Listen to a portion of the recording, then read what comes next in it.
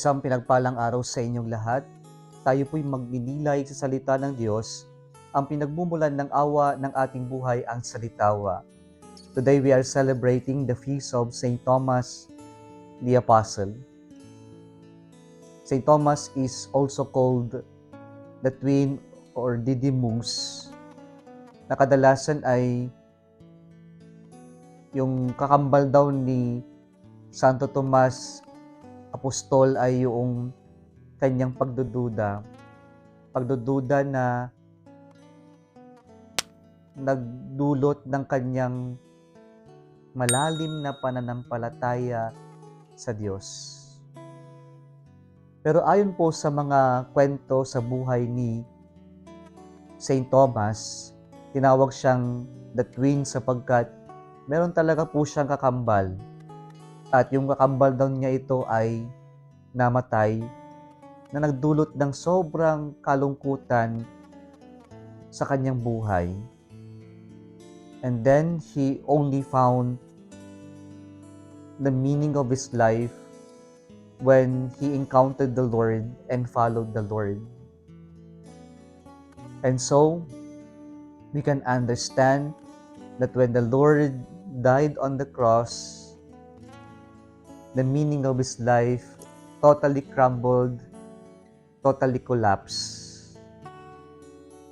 Kaya po nung ibinalita sa kanya na buhay si Jesus ang Panginoon, hindi siya agad naniwala. Why? Because he was in pain.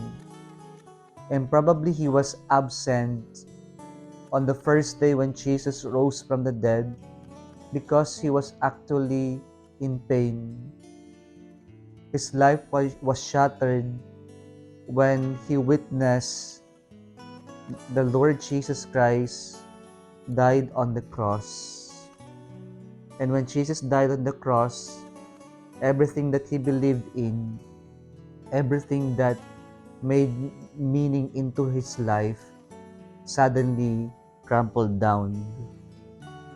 And so, he said in our gospel reading today, "Until I have seen in his hands the print of the nails, and put my finger in the mark of the nails, and my hand in his side, I will not believe." And on the eighth day, while they were hiding, and while the doors were locked, Jesus appeared suddenly in their midst, greeted them with peace, and he addressed these words to Thomas: "Put your finger here and see my hands. Stretch out your hand and put it into my side. Do not continue in your unbelief, but believe." And St. Thomas responded, "My Lord and my God." His doubt led to this greatest expression of faith when he did not only see the risen Lord, but he saw God in Jesus Christ. He said, "My Lord and my God." And brothers and sisters, the experience of St. Thomas tells us that the Lord meets us even in our brokenness, in our wounds in life. And like St. Thomas, who was broken-hearted, who was in pain because he saw Jesus, our Lord, died on the cross, it was in this moment of pain, in this moment of brokenness, that the Lord met him. And so, in his encounter with the risen Lord, he showed his hands and side. He showed his wounds. And here Jesus is reminding us that he heals our brokenness by allowing himself to be wounded with us and for us.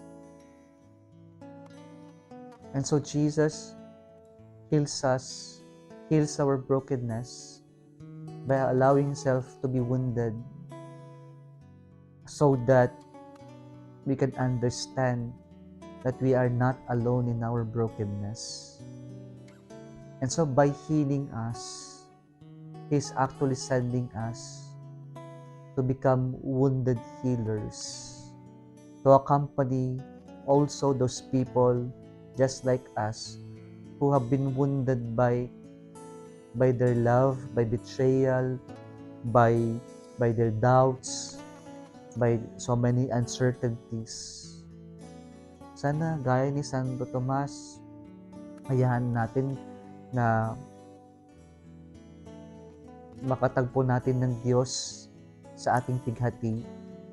Hayaan natin na ang mga sugat ng Diyos ang humilom sa ating mga sugat. At sa paghilom ng ating mga sugat, tayo din ay maging instrumento na mahilom din ang sugat ng ating kapwa-tao.